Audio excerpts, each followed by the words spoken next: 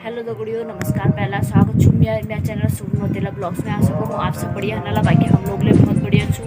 तो आज ही तारीख 17 मई 2024। तो आज कथा पाँचों दिन तो एल मेला हो गई कथा में जहूँ रेडी। तो सबू पहले आज सबू आज मौसम दिखा दी और आज मौसम कुछ इस घाम ला रो एल घाम ला रो घाम तो आई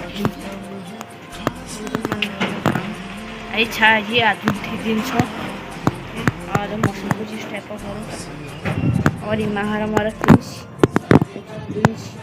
तो हिडन पैक कथा तो मैं जा रहा हूँ कथा में। और हमने यहाँ पे सीढ़ी भी बना दिया आजकल, तो चलते हैं सीढ़ी में। तो मैं जाता हूँ आप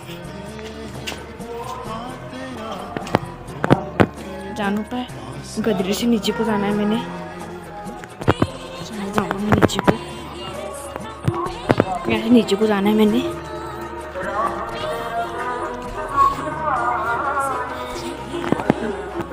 इतना बड़ा पीपल का पेड़ है, चलता है फिर।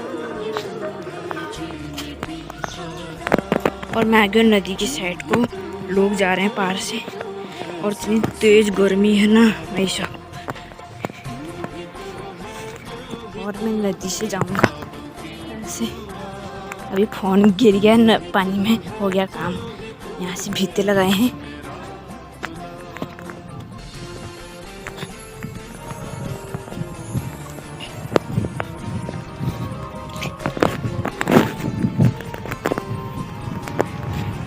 इधर से धक्कू जाऊंगा ऊपर को, जाऊंगा मैं।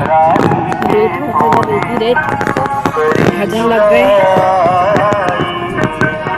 जमीनों का काम चल रहा है।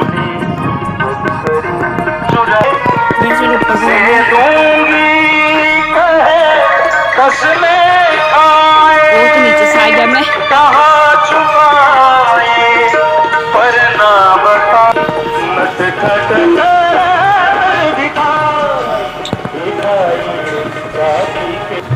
और चप्पल खोल के आ गया मैं। ये मंदिर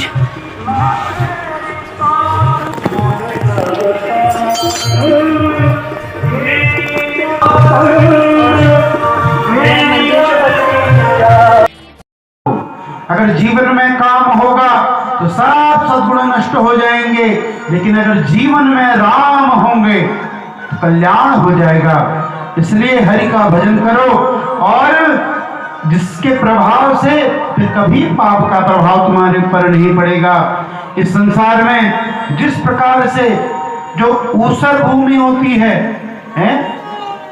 जहां पर बीज नहीं लगता है, हम क्या कहते हैं? हाँ, ये भूमि ऊसर हो गई है, उपजाऊ नहीं है।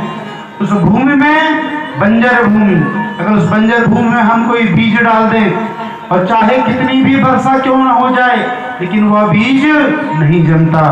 ठीक उसी प्रकार जो संत गण हैं, जो भगवान के भक्त हैं, जो भगवान के नाम का जाप करते हैं, उनके भीतर उनको काम व्याप्त नहीं होता। ये संतों की पूजा करनी चाहिए। ऐसे परम संतों से कह रहे हैं कि तुम जाकर के क्या करो, मेरी पालकी को ढो। और ऐसा कहा जाता है कि जहां संतों का अपमान होता है, जहां संतों की अवज्ञा होती है, वहां तो क्या है, जीवन नष्ट हो जाता है। रामचरितमानस कहती है, साधु अवज्ञा कर फल ऐसा, पर जर ही नगर अनाथ कर जैसा। जिस प्रकार से रावण ने संत विभीषण की अवज्ञा करी, विभीषण जी को क्या करा, लात मार करके राज्य से निष्कासित कर दिया। और उसके फलस्वरूप क्या हुआ, हनुमान जी महाराज ने पूरी लंका को आग लगा दी।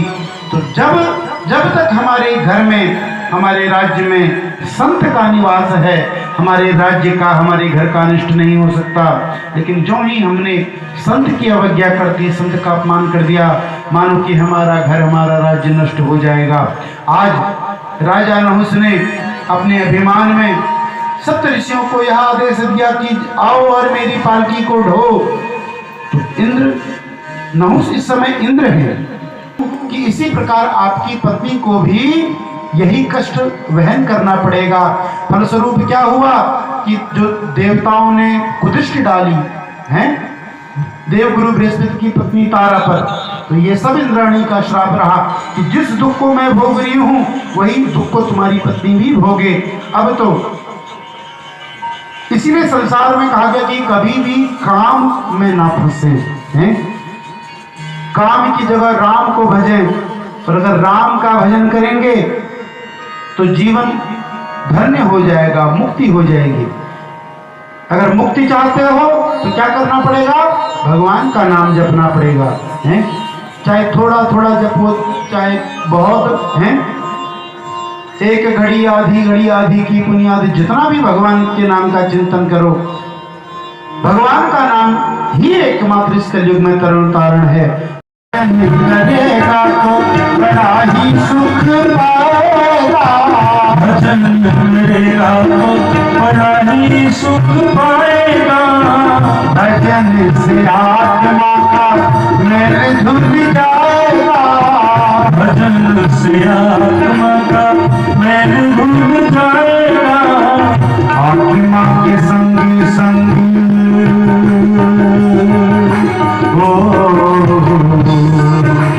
आत्मा के संग संग मन कले, आत्मा के संग संग मन कले। थोड़ा थोड़ा रोज थोड़ा थोड़ा हरि का भजन, रोज थोड़ा थोड़ा हरि का भजन, रोज थोड़ा थोड़ा हरि का भजन करे, रोज हरि का भजन करे।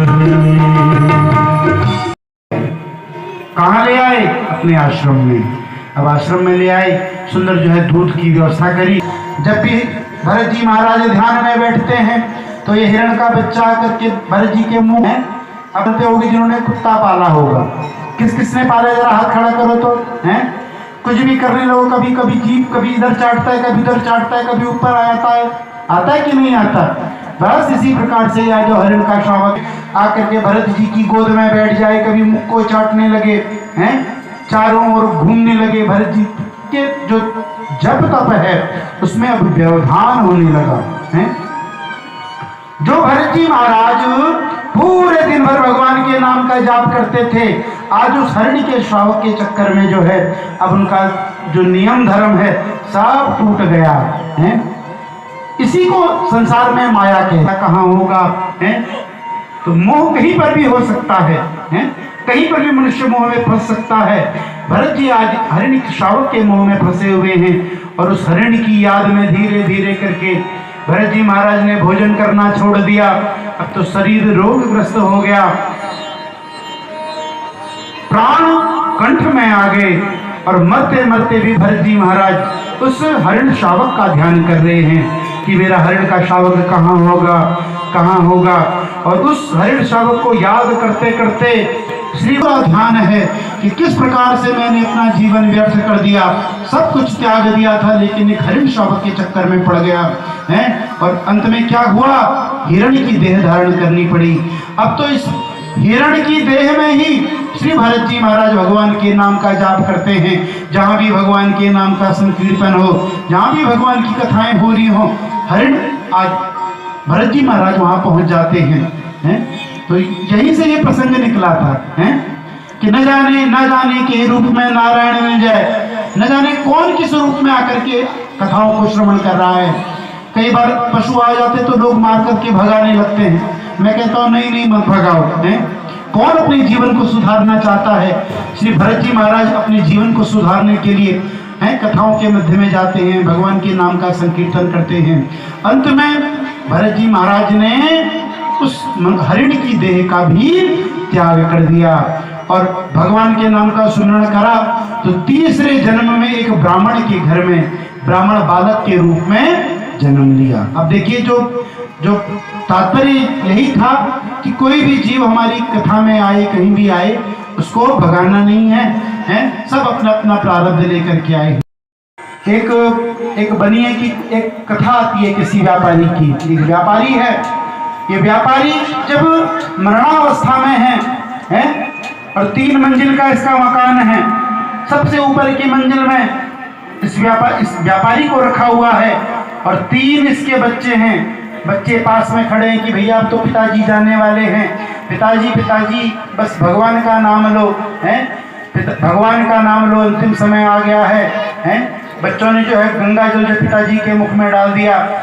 अब पिताजी जाने वाले हैं, तभी पिताजी की दृष्टि बाहर को पड़ी। अब पिताजी बाहर को देख के कुछ बोलना चाहते हैं। बच्चों ने मन में विचार किया कि लगता है अब काल नजदीक आ गया है, पिताजी को कुछ दिखाई दे रहा है।